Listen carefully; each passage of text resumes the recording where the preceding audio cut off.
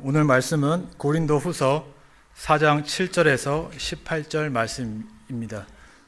우리가 이 보배를 질그릇에 가졌으니 이는 심히 큰 능력은 하나님께 있고 우리에게 있지 아니함을 알게 하려 함이라.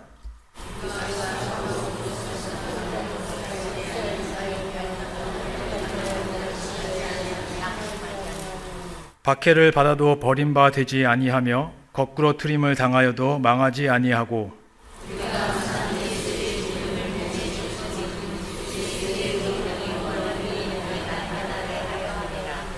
우리 살아있는 자가 항상 예수를 위하여 죽음에 넘겨짐은 예수의 생명이 또한 우리 죽을 육체에 나타나게 하려 함이라.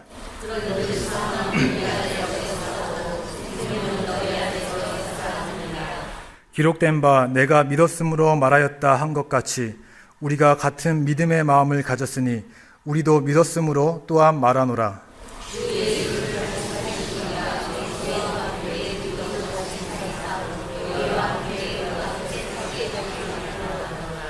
이는 모든 것이 너희를 위함이니 많은 사람의 감사로 말미암아 은혜가 더하여 넘쳐서 하나님께 영광을 돌리게 하려 함이라.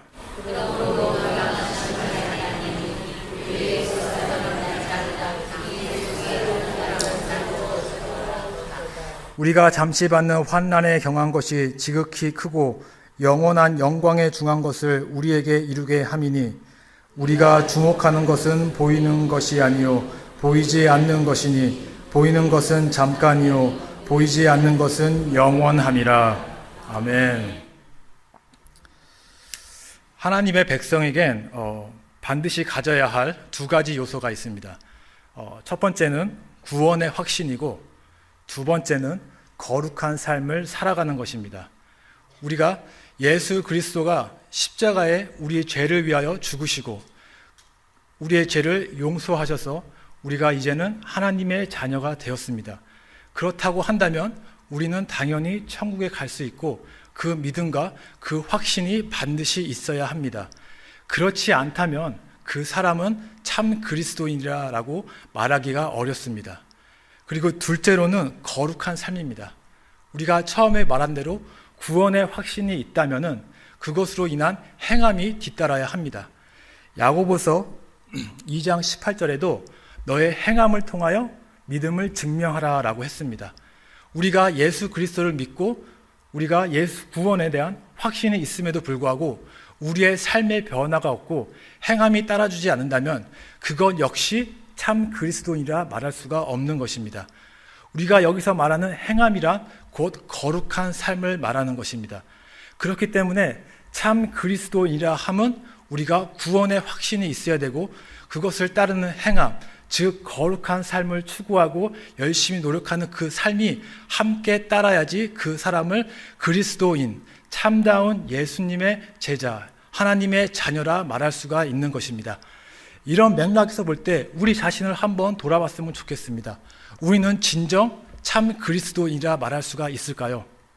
우리가 그리스도를 믿고 교회에 나와서 교제를 합니다. 그로 인한 기쁨을 누립니다. 또한 예배를 드리고 찬양을 드림으로써 우리 안에 있는 감격이 있습니다. 그런데 거기서 우리의 신앙생활이 멈춘다고 한다면 그 이후로 따라오는 행함이 없고 거룩한 삶을 살려고 하는 노력이 없다고 한다면 과연 우리는 하나님 앞에서 진정한 그리스도인이라고 말할 수가 있을까요? 그래서 오늘 저는 성화를 이루는 삶이라는 제목으로 우리가 경건한 삶을 어떻게 살 수 있는지, 우리가 이제는 참다운 그리스도인으로서 믿음에서 그치는 것이 아니라 행함을 통한 하나님의 자녀가 어떻게 돼야 되는지를 한번 생각해 보도록 하겠습니다. 먼저 성화가 무엇인지 한번 생각을 해봤으면 좋겠습니다. 성화는 말 그대로 거룩하라라는 뜻입니다. 레위기 19장 2절에 이렇게 말씀을 합니다. 너희는 거룩하라. 이는 나 여호와 너희 하나님이 거룩함이라 라고 얘기를 합니다. 하나님은 하나님의 백성에게 내가 거룩하니 너희도 동일하게 거룩하라 라고 명령을 하셨습니다. 그렇기 때문에 하나님의 자녀, 하나님의 종으로서 우리는 당연히 거룩한 삶을 살아야 하는 것입니다. 이것은 우리의 어떤 옵션도 아니고 선택도 아니고 우리가 반드시 해야 할 의무인 것입니다. 그렇기 때문에 성화를 이루는 삶, 성화를 위해서 나아가는 삶은 우리가 신앙생활하면서 반드시 추구해야 할 모습인 것입니다. 바로 이렇게 봤을 때 우리가 성화를 이루어야 되는데, 이 성화에는 두 가지 종류의 성화가 있습니다. 첫 번째는 수동적 성화이고 두 번째는 능동적 성화입니다. 첫 번째 수동적 성화를 우리가 보통 영어로 passive sanctification이라고 말합니다. 말 그대로 패시브입니다. 이 수동적 성화의 뜻은 무엇이냐면, 우리가 성화를 누리는 데 있어서 나의 공로를 통하여서, 나의 노력을 통하여서 우리가 의로워지고 거룩한 자가 되는 것이 아니라 예수 그리스도의 공로를 힘입어서, 예수 그리스도의 그 공로를 통하여서 그 은혜를 우리가 거저 수동적으로 받음으로써 인해서 우리가 얻는 거룩함입니다. 바로 그렇기 때문에 이것은 우리의 의와 우리의 노력이 들어가지 않습니다. 우리에게 필요한 것은 믿음뿐입니다. 바로 예수 그리스도께서 우리에게 요구하신 것처럼 예수 그리스도께서 십자가에 죽으시고 우리가 그것을 믿음으로 나아갈 때에 우리를 의롭게 칭한다라고 했듯이, 예수 그리스도께서 동일하게 십자가에 죽으심으로 우리에게 베풀어 주신 그 은혜가 바로 거룩한 모습입니다. 거룩한 자입니다. 우리가 그냥 믿음으로 받기만 하면 되는 바로 성화입니다. 이것이 바로 수동적 성화입니다. 바로 이 성화는 영원한 것입니다. 하나님께서 우리에게 너희는 이제 의로운 자요 거룩한 자요 라고 우리에게 선포를 하신 것입니다. 그렇기 때문에 결코 우리의 삶에 의해서 달라지는 것은 아닙니다. 그래서 데살로니가 후서 2장 13절 14절에 이렇게 말씀합니다. 주께서 사랑하시는 형제들아, 우리가 항상 너희에 관하여 마땅히 하나님께 감사할 것은 하나님이 처음부터 너희를 택하사 성령의 거룩하게 하심과 진리를 믿음으로 구원을 받게 하심이니라고 합니다. 자, 여기서 성령의 거룩하게 하심과 진리를 믿음으로 구원을 받게 하심이니라고 합니다. 즉, 우리가 구원을 얻게 될 때에 벌써 그 순간에 하나님은 우리를 의롭다 칭하시고 동시에 성령을 통하여서 너희는 거룩한 자다라고 칭하여 주신 것입니다. 거저 받은 은혜인 것입니다. 바로 이것이 수동적 성화입니다. 그리고 두 번째는 바로 능동적 성화입니다. 이 능동적 성화는 말 그대로 우리의 의지와 우리의 선택으로 이루어가는 성화입니다. 바로 우리의 공로를 통해서 얻는 바로 성화, 거룩함인 것입니다. 바로 우리가 예수 그리스도를 통한 구원을 얻고 그 구원의 확신으로 인해서 우리가 예수 그리스도께 감사함으로 나아가면서 나의 의지와 나의 선택으로 내가 스스로 거룩한 자가 되겠습니다. 나의 삶을 세상과 구별하여서 온전히 하나님께 바치겠습니다 라면서 나의 생활 속에서 내가 스스로 의지로 노력하면서 거룩한 삶을 살아가는 것, 바로 이것이 능동적 성화입니다. 그렇기 때문에 성경을 보면은 사도 바울도 그렇고 베드로도 그렇고 많은 성경 기자들이 바로 우리에게 항상 권면하는 것이 너희는 거룩하라 라고 항상 우리에게 명령하시는 겁니다. 바로 여기서 권면하는 이 거룩은 이 능동적 성화를 말하는 것입니다. 그렇기 때문에 고린도후서 7장 1절에서도 사도 바울은 이렇게 말씀하십니다. 그런즉 사랑하는 자들아, 이 약속을 가진 우리는 하나님을 두려워하는 가운데서 거룩함을 온전히 이루어 육과 영의 온갖 더러운 것에서 자신을 깨끗하게 하자라고 합니다. 항상 우리에게 권면하는 말씀이 바로 거룩함으로 나아가라, 능동적 성화를 이루어라 라고 얘기를 하고 있는 것입니다. 이렇게 봤을 때 우리가 이 수동적 성화, 하나님께서 거저주신 그 은혜로 입은 거룩함과 능동적 성화, 우리의 열심으로 우리의 노력으로 얻는 이 거룩에는 이 두 종류가 있는데 이것에는 어떤 관계가 있습니다. 그것은 무엇이냐면은 수동적 성화, 즉 하나님께서 우리에게 베풀어 주신 그 성화는 변치 않고 영원한 것입니다. 미래에 예수 그리스도께서 다시 이 세상에 재림하실 때에 나타나게 될 우리의 그 모습, 의로운 모습, 거룩한 모습을 나타내고 있는 것입니다. 그렇기 때문에 하나님께서 우리에게 베풀어 주신 그 성화를 통하여서 우리는 미래에 대한 소망을 가질 수가 있는 것입니다. 예수 그리스도께서 이 세상에 임재하시고 많은 천사들과 모든 하나님과 함께 있을 때 우리는 거룩한 모습으로 바로 예수 그리스도와 하나님 옆에 우리가 함께 할 수 있게 되는 것이죠. 그런 자격을, 그런 의로움을 우리가 잊게 되는 것입니다. 그리고 바로 그런 소망함과 바로 그런 특권을 얻었기에 바로 이 세상에서 우리는 그 모습을 바라보고 그곳에 푯대를 세우고 우리가 오늘 하루하루 삶 속에서 내가 거룩한 모습으로 나아가겠습니다 라고 하는 삶이 바로 능동적 성화인 것입니다. 그렇기 때문에 이 수동적 성화, 즉 하나님께서 우리에게 주시는 그 성화를 통하여서 힘을 얻고 동기부여가 돼서 오늘 하루하루 삶 속에서 내가 능동적으로 거룩하게 살아가려고 하는 것입니다. 자, 그런데 제가 말한 이 수동적 성화, 능동적 성화, 이 두 가지의 모습이 바로 오늘 본문에 동일하게 나타납니다. 바로 오늘 본문에서 사도 바울은 먼저 수동적 성화, 즉 하나님께서 주신 그 성화를 우리에게 말씀을 하시고 그걸로 통하여서 너희가 능동적인 성화, 즉 거룩한 삶을 살아라 라고 권면을 하고 있습니다. 그래서 오늘 본문을 통해서 한번 생각을 해보도록 하겠습니다. 먼저 수동적 성화에 대해서 생각해 보겠습니다. 오늘 7절을 보면은 이렇게 얘기를 합니다. 우리가 이 보배를 질그릇에 가졌으니 라고 합니다.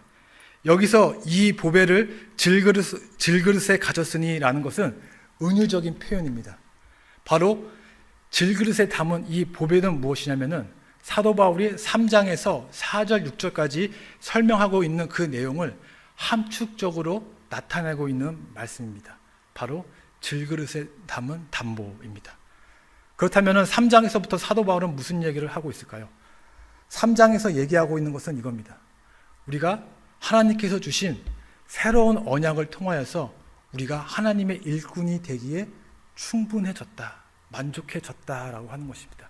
이 말은 무엇이냐면은 우리가 죄인이어서 하나님과 함께 할 수 없고 하나님의 종으로서 하나님의 일꾼으로 나아갈 수가 없는데 하나님께서 그 십자가의 은혜를 통하여서 우리가 이제는 의로운 자가 되었고 거룩한 자가 되어서 하나님과 함께 할 수 있고 하나님의 일꾼으로 살아갈 수 있게 되었다라고 얘기를 합니다. 그리고 그것을 설명하기 위해서 모세의 이야기를 합니다. 모세가 시내산에서 하나님과 40일 동안 있게 된 다음에 십계명을 들고 내려왔습니다. 그런데 어떤 일이 생겼죠? 얼굴에서 광채가 나는 것입니다. 그 모습을 이스라엘 백성들이 본 다음에 어떻게 됐죠? 두려운 마음에 엎드렸고 그리고 그의 얼굴을 수건으로 가리었습니다. 그 광채, 하나님의 영광으로 인해 나타나는 그 광채를 이스라엘 백성들은 두려워하였고 볼 수가 없었습니다. 그런데 이제 우리는 과거의 이스라엘 백성같이 하지 않고 우리가 예수 그리스도와 함께 있을 때 모세의 그 가려진 수건을 벗길 수가 있었고 그 영광을 우리가 거울 보듯이 동일하게 볼 수 있고 우리의 형상 역시 그 하나님의 영광과 동일한 모습으로 변화되어진다라고 설명을 하고 있습니다. 그래서 3장 16절 18절에 이렇게 말씀합니다. 그러나 언제든지 주께로 돌아가면, 즉 예수 그리스도와 함께 있으면이죠, 그 수건이 벗겨지리라. 주는 영이시니 주의 영이 계신 곳에는 자유가 있느니라. 우리가 다 수건을 벗은 얼굴로 거울을 보는 것 같이 주의 영광을 보매 그와 같은 형상으로 변하여 영광에서 영광에 이르니 곧 주의 영으로 말미암음이니라 라고 얘기를 합니다. 즉 우리의 모습이 예수 그리스도와 함께 있을 때 바로 하나님의 그 거룩한 영광을 우리가 거울 보듯이 함께 볼 수 있고 우리의 모습 역시 그 하나님의 영광스러운 모습으로 변해간다라는 것입니다. 바로 이 큰 축복이, 큰 은혜가 어떻게 일어나냐면 바로 예수 그리스도의 복음이 내 안에 들어갈 때, 내가 믿음으로 그것을 받아들였을 때 우리가 의로운 자가 되고 거룩한 자가 되고 하나님의 은혜의 그 선물로 우리가 이렇게 변하여질 수 있다라고 하는 것입니다. 바로 그것이 보배입니다.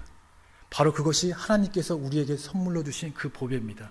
그런데 그 보배가 질그릇처럼 너무나도 연약하고 깨지기 쉽고 나약하고 추악한 모습의 그 질그릇에 담아 주었다라는 것입니다. 그 말씀은 하나님께서 그렇게 큰 축복으로 우리에게 거룩한 자로서 영화롭게 될 수 있게 하셨는데 그 특권과 그 모습이 죄인으로서 더럽고 추악한 우리에게 그대로 입혀주셨다라는 것입니다. 그 얘기를 하고 있는 거예요. 바로 이 말씀이 무엇이냐면은 우리는 자격이 없고 연약한데 하나님의 은혜로서 예수 그리스도의 그 공로로서 우리를 거룩한 자로 만들어 주셨다라는 것입니다. 바로 이 거룩한 자는 지금뿐만 아니라 미래의 영원토록 변하지 않는 것입니다. 바로 그렇기 때문에 우리가 그 모습을 보고 소망을 갖고 희망을 가질 수가 있는 것입니다. 우리가 예수 그리스도를 믿었다, 구원을 얻었다 하면 우리는 이미 거룩한 자라는 것입니다. 하나님의 그 영광을 동일하게 우리도 누릴 수 있고 함께 있을 수 있다라는 것입니다. 그렇다면 한번 생각을 해보십시오. 하나님께서 우리에게 그 거룩한 영화, 그 거룩함을 우리에게 입혀주셨습니다. 그렇다면 우리는 어떠한 삶을 살아야 할까요? 생각을 해보십시오. 여러분이 만약에 정말 아름답고 큰 어떤 화분을 받았습니다. 꽃을 받았습니다. 그리고 그 꽃을 화분에 두어야 되는데 어떤 화분에 두고 싶겠습니까? 그냥 아무런 화분에 둬도 상관이 없습니까?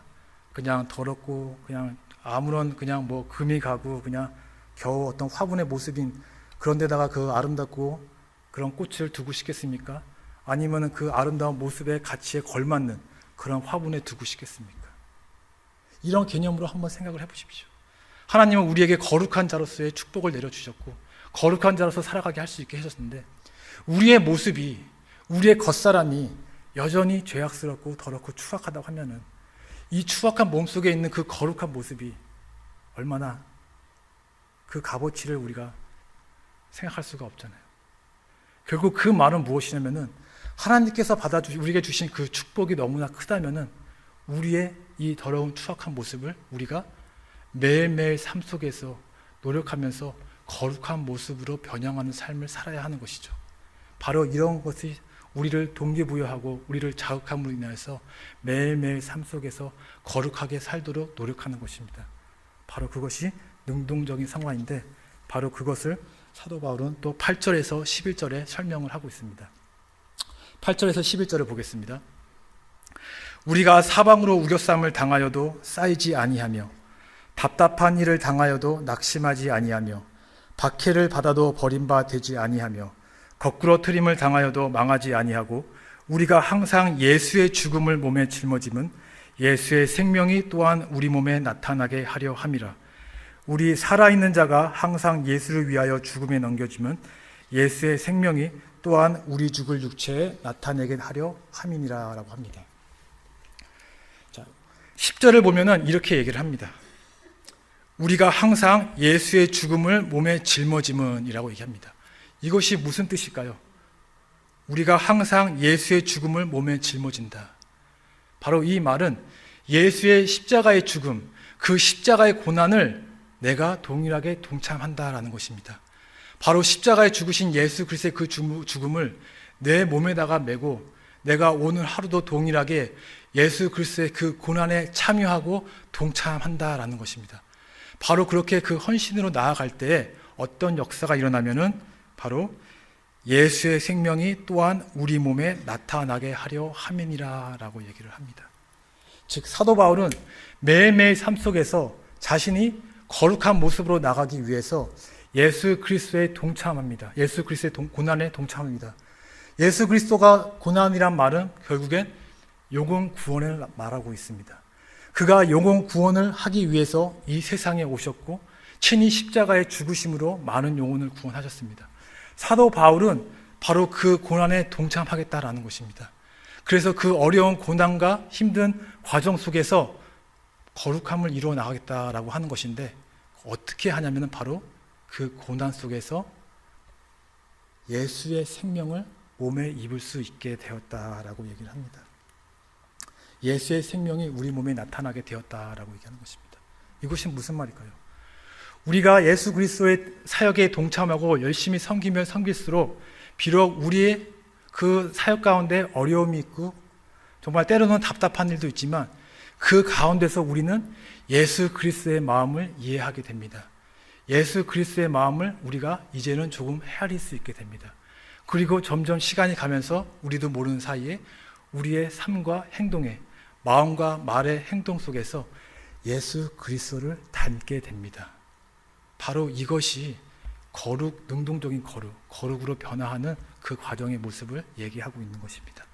바로 이 모습을 11절에 동일하게 반복해서 얘기를 하고 있습니다. 우리 살아있는 자가 항상 예수를 위하여 죽음에 넘겨짐은 우리가 스스로 그 고난에 참여함으로 예수의 생명이 또한 우리 죽을 육체에 나타나게 하려 함이라 라고 얘기를 하고 있습니다. 즉 예수 그리스도의 고난, 그 십자가의 사역에 내가 스스로 참여합니다. 답답하고 힘든 일이 있고 때로는 하기 싫을 때도 너무나 많은데 예수 그리스도를 바라보면서 그 일에 동참할 때에 하나님께서 우리에게 내려주신 그 은혜는 예수 그리스도의 마음이 무엇인지 이해할 수 있게 하여 주시고 예수 그리스도의 마음인지 우리가 알 수 있게 하여 주시고 더 나아가서 우리의 마음과 생각, 우리의 말과 우리의 그 행동이 예수 그리스도를 닮아가게 한다라는 것입니다. 바로 그런 과정을 통하여서 우리는 점점 거룩한 모습으로 변화되어질 수 있게 되는 것입니다. 그렇기 때문에 그러한 고난 속에서 사도 바울은 얘기합니다. 우리가 사방으로 우겨쌈을 당하여도 쌓이지 아니하며 답답한 일을 당하여도 낙심하지 아니하며 박해를 받아도 버림받지 아니하며 거꾸로 트림을 당하여도 망하지 아니하고 라고 합니다. 사도 바울이 그 힘든 사역 속에서 그 힘든 고난 속에도 아무리 답답하고 어려운 일이 있어도 우리가 쌓이지 아니하고 낙심하지 아니하고 망하지 아니하는 할 수 있는 그 이유는 바로 매일매일 삶 속에서 우리가 예수 그리스도를 닮아가고 예수 그리스도의 마음을 이해함으로써 얻는 그 은혜와 기쁨이 있기 때문입니다. 바로 그것 때문에 우리가 힘든 고난의 삶 속에서 우리가 계속해서 예수 그리스도를 따라갈 수 있고 닮아갈 수 있는 어떤 근본적인 힘이 되는 것입니다. 바로 이러한 과정을 사도 바울은 16절에서 다시 얘기를 합니다. 그러므로 우리가 낙심하지 아니하노니 우리의 겉사람은 낡아지나 우리의 속사람은 날로 새로워지느니라 라고 얘기를 합니다. 즉 이 말은 무엇이냐면은 우리가 예수 그리스도의 그 고난에 참여함으로써 여러 가지 어렵고 힘들고 답답한 일이 있지만은 그 과정을 통하여서 우리의 겉사람은 죽어지게 되고 예수의 생명이 우리에 있게 됨으로써 예수 그리스도의 마음을 이해하고 예수 그리스도를 우리가 닮아갈 때에 우리의 속사람은 날로 새로워질 수 있다라고 얘기를 하는 것입니다. 바로 이것이 우리가 능동적으로 우리가 거룩한 삶을 살아가는 모습인 것입니다. 바로 그래서 우리가 단순히 성화, 거룩한 삶 생각하면은 그냥 내가 매일매일 삶 속에서 단순히 그냥 성경 열심히 보고 그냥 기도하고 죄 잊지 않으려고 하는 그런 어떤 모습에서 찾는 것이 아닙니다. 우리가 성화에 이루는 삶이라는 것은 좀 더 큰 그림으로 봐야 되는 것입니다. 먼저 우리가 정말 하늘나라에서 온전히 의롭고 거룩한 자가 되었다는 것, 미래에 하나님 예수 그리스도께서 다시 임재할 때 정말 그 거룩하고 영화로운 모습으로 우리가 하나님과 함께 있을 수 있는 것이고 그것에 소망을 두고서 우리가 오늘 하루하루 삶 속에서 예수 그리스도의 그 십자가 고난에 내가 내 마음과 힘을 다하여서 참여하고 그 고난과 어려움 속에서도 낙심하지 아니하고 예수 그리스도께서 주시는 그 기쁨과 그 감사함으로써 하나하나 예수 그리스도의 발자취를 따라가는 것, 그분을 닮아가는 것, 바로 이것이 성화를 이루는 삶이라는 것입니다. 그렇기 때문에 우리는 그냥 단순하게 거룩하게 살아야 돼, 죄 짓지 않아야 돼, 교회에서 목사님이 말씀하실 때 순종하라고 했으니까 열심히 순종해야 돼, 그냥 이 정도 과정에서 성화라는 것을 생각을 하면 안 되는 것입니다. 우리는 좀 더 큰 어떤 모습으로 성화를 이룬다는 것에 대해서 생각을 해야 되는 것입니다. 우리가 어떤 어려운 훈련을 하거나 우리가 특히 쉽게 얘기해서 다이어트를 할 때 어떻게 합니까? 그냥 맹목적으로 그냥 나 살 빼야지 하고 다이어트 안 하죠. 그냥 나 운동해서 근육 길러야지 그렇게 안 하죠. 구체적인 목표를 정합니다. 그리고 순간순간에 우리의 그 과정 속에서 어떤 변화들을 확인합니다. 마찬가지입니다. 우리가 성화를 이룬다는 것은 그렇게 쉬운 일이 아닙니다. 죄인인 우리가 어떻게 매일매일 삶 속에서 죄와 타협하지 않고 죄를 이기면서 나아갈 수 있겠습니까? 어려운 일입니다. 결국엔 포기하고 좌절할 수밖에 없는 일인 것입니다. 그럼에도 불구하고 우리가 경건한 삶을 살아가기 위해서는 우리가 보통 큰 목표를 정해야 되는 것입니다. 그리고 그 중간중간의 과정 속에서 우리 삶의 변화되는 모습들을 확인해야 하는 것입니다. 그렇기 때문에 우리가 큰 목표를 가진다는 것은 바로 그 천국 소망, 우리가 미래의 거룩한 자로서 변화될 그 모습을 바라보고 소망하는 것이고, 중간중간의 모습은 바로 내가 하루하루 삶 속에서 얼마나 예수 그리스도를 닮아가느냐, 우리가 그의 마음을 얼마나 이해하느냐, 이런 것들을 중간중간 확인해 가면서 살아가야 되는 것이에요. 제가 예전에 다이어트를 한번 한 적이 있습니다. 제가 3개월 동안 열심히 일해가지고 그 노력을 해가지고 한 10파운드를 뺐습니다. 그때 저는 고기는 먹지 않고 야채, 고구마, 두부, 그리고 또 하나를 먹었는데 고구마, 두부, 이 정도를 항상 이런 야채만 먹었습니다. 그리고서는 매일매일 운동을 했습니다. 처음에는 아무리 조금 먹고 운동을 해도 달라지는 것이 없어요.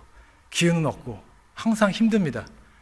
그런데 포기하고 싶고 좌절하고 싶은데 제가 아침마다 항상 몸무게를 확인하는데 언제부턴가 갑자기 2파운드가 줄고 그 다음에 1파운드가 줄어요. 근데 이 작은 변화가 저를 동기부여해요. 오늘도 한번 참아보고 계속 해보자. 오늘도 한번 더 해보자 라고 해요. 그렇게 해서 제가 처음에 목표했던 것이 15파운드를 빼고 제가 지금 살쪄서 입지 못하는 그 바지를 다시 입어보자 라고, 그 목표를 이루기 위해서 하루하루 참으면서 계속해서 나아갔습니다. 그리고 3개월이 지나니까는 10파운드가 빠졌고 제가 살이 쪄서 입지 못하는 옷들을 다시 입게 되었어요.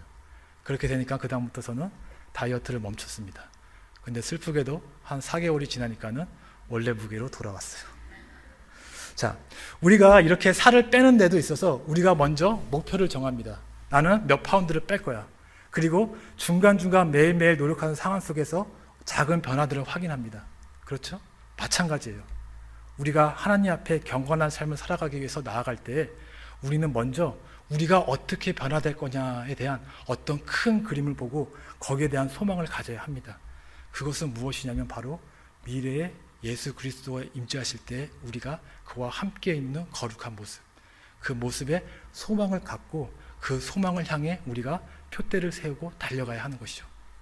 근데 표대를 세우고 달려가는데 맹목적으로 달려가면은 우리는 지칩니다. 쓰러지고 낙오할 수밖에 없어요. 그렇기 때문에 우리가 그 예수 그리스도의 고난, 그리고 우리가 바로 사는 이런 섬김의 모습을 통하여서 그 중간중간에 나타나는 나의 변화들, 언젠가부턴가 내가 예수 그리스도의 마음을 알아가고 그리고 나의 말과 행동에 조금씩 어떤 변화가 찾아오는 이런 것들을 통하여서 얻는 나의 위로, 나의 기쁨, 감사함, 이런 것들이 계속 우리를 자극하면서 우리가 경건한 삶에 이룰 수 있게 되는 것입니다. 제가 예전에 구역장 모임을 성경 공부를 하고 그 다음 날에 구역장이신 분을 한번 잠깐 만나서 이야기를 했어요. 근데 그분이 그런 얘기를 하는 거예요. 자기가 처음 구역장이 됐는데 처음에는 뭣도 모르고 부담스럽고 해서 이거 못하겠다 그렇게 생각을 했는데, 그런 부담감에 이제 성경 공부를 할 때 자기가 열심히 준비를 했다고 합니다. 근데 그 열심히 준비하는 과정 속에서 자기가 은혜를 받았대요. 그리고 그렇게 받은 거를 구역원들을 불러놓고 가르쳐주고, 그리고 그 구역원들의 삶을 자기가 케어하고 전화하면서 자신도 모르게 마음속에 어떤 그런 부담감을 갖게 되고, 하나님께서 이 영혼들을 나에게 맡겨주셨는데 내가 이 사람들을 어떻게 돌봐야 할까 라는 어떤 그런 책임감을 갖게 되었다고 합니다. 그렇게 되면서 그들에게 말씀을 전하고 생활 속에서 어려운 것들을 함께 나누고 하면서 자기도 모르게 그런 목자의 마음이 무엇인가, 예수님의 마음이 이것인가 라는 것을 본인이 생각을 하게 되었대요. 그리고 그 가운 속에서 하나님이 주시는 위로가 있고 기쁨이 있었다고 합니다. 그리고 그것이 동기부여가 되어서 더욱더 열심히 구역장으로서의 역할을 감당할 수 있게 되었다라고 합니다. 바로 이것이 그리스도의 고난에 동참하는 모습이고, 그 모습을 통하여서 예수 그리스도를 닮아가는 그 모습인 것입니다. 우리가 하나님의 자녀가 되었고, 그래서 우리가 이 교회에 모여서 주님을 섬깁니다. 교회를 섬깁니다. 우리 서로를 섬깁니다. 근데 그런 과정 속에서 그냥 우리가 매일매일 그냥 힘들고 답답한 일만 일어나는 것은 아니잖아요. 어떤 분은 주방에서 음식을 만드는 일을 하고, 또 어떤 분은 기도를 하면서 교회를 섬기고, 또 어떤 분은 같이 신방하고 여러 가지 또 그 어려운 사람들을 위로해주고, 또 각 부서에서 자기의 역할로서 교회를 섬깁니다. 때로는 답답하고 짜증나는 일이 있어요. 갈등하고 부딪히는 일이 있어요.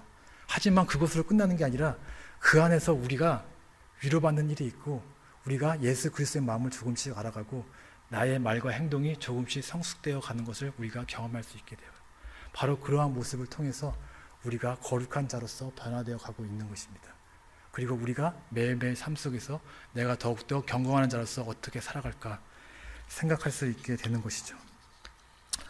자, 그렇기 때문에 여러분, 우리가 매일매일 삶 속에서 거룩한 자로서 살아가기를 원하신다면, 우리가 매일매일 삶 속에서 예수 그리스도의 은혜에 감사하다면, 우리가 미래에 변할 그 거룩한 모습에 소망을 두고 오늘 하루 여러분 정말 예수 그리스도에 동참하는 자가 되기를 원합니다.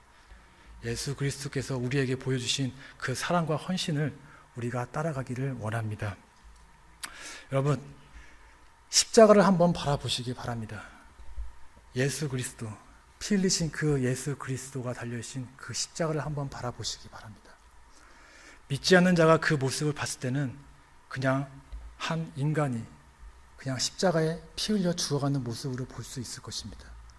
그렇지만 적어도 하나님의 눈엔, 그리고 영적으로 깨어진 우리들의 모습엔 그 십자가의 모습은 가장 영광스러운 모습이고, 그 십자가 예수님의 모습은 가장 거룩한 모습이고, 그 십자가에 죽으신 그 예수님의 모습은 가장 사랑의 예수님 그 모습이고, 또 그 십자가에 있는 예수 그리스도의 모습은 바로 승리의 모습입니다.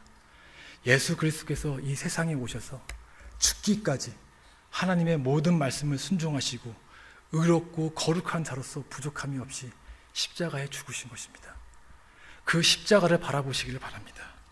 그리고 그 십자가를 바라보면서 여러분 그리스도의 고난에 동참하시길 바랍니다. 그리고 예수 그리스도의 발자취를 따라가시기를 바랍니다. 그리하여서 우리의 삶 속에서 바로 거룩한 자로서의 삶을 살아가시기를 주님의 이름으로 축원드립니다.